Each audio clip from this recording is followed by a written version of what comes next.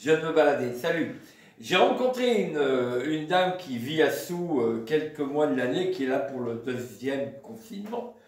Et cette dame est originaire d'Italie, de Rome plus exactement. Et on parlait comme ça évidemment de recettes. Et on a parlé de la recette des pâtes à la carbonara.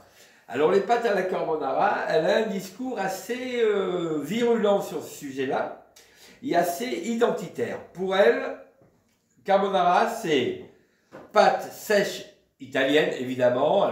Il y a plusieurs marques qui sont des marques connues, qui sont de très bonnes pâtes sèches. Les pâtes sèches c'est vraiment très très bon. Un œuf, un jaune d'œuf par personne, plus un jaune pour le plat, c'est-à-dire vous êtes 4, vous mettez 5 jaunes. Le blanc, vous les gardez pour faire des meringues, par exemple, dans un congèle ou au frigo. Ça se garde bien le blanc. 120 g à 150 g de pâte. À peu près 1 litre d'eau, 1,5 litre d'eau par 100 g de pâte. Donc vous êtes 4, vous mettez 5 litres d'eau, mais même 6 litres d'eau. Les pâtes, elles aiment, elles ne sont pas confinées pendant la cuisson. Elles aiment se mélanger, avoir leur place. Il faut vraiment que ça bout tout autour d'eux. Vous mettez du sel.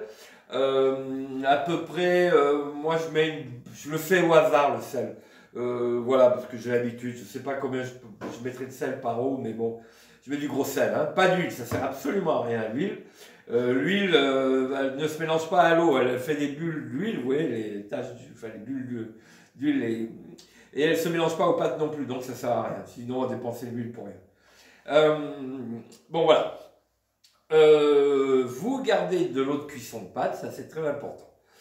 Votre eau chauffe, votre eau salée chauffe et bout. Vous allez prendre vos pâtes. Sur la boîte des pâtes, il y a marqué 6 minutes de cuisson al dente. Vous les faites après ébullition, vous les faites cuire 5 minutes. 1 minute de moins que ce que le paquet marque.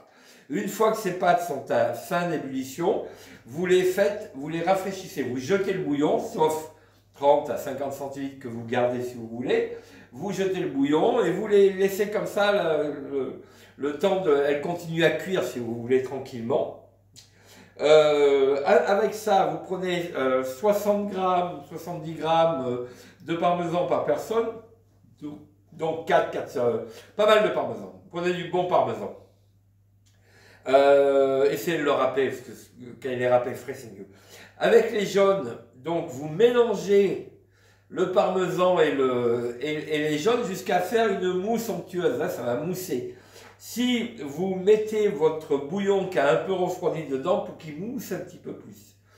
Une fois que ça c'est fait, cette mousse est belle, vous avez auparavant trouvé, si vous avez trouvé ça, c'est magnifique, des joues de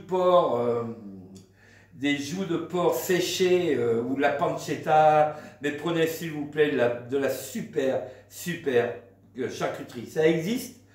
C'est magnifique quand ça existe. Évitez les petits lardons en sachet, machin. Prenez un bon paquet de lardons, vous le gardez de lard, vous le gardez au frigo. Donc, on dit qu'on a les œufs qui sont en émulsion, les pâtes qui sont cuites, le bouillon qui a été mis dans les œufs, et la charcuterie qui est prête. Et à partir de ce moment-là, vous prenez votre mélange œuf parmesan que vous mettez dans un plat.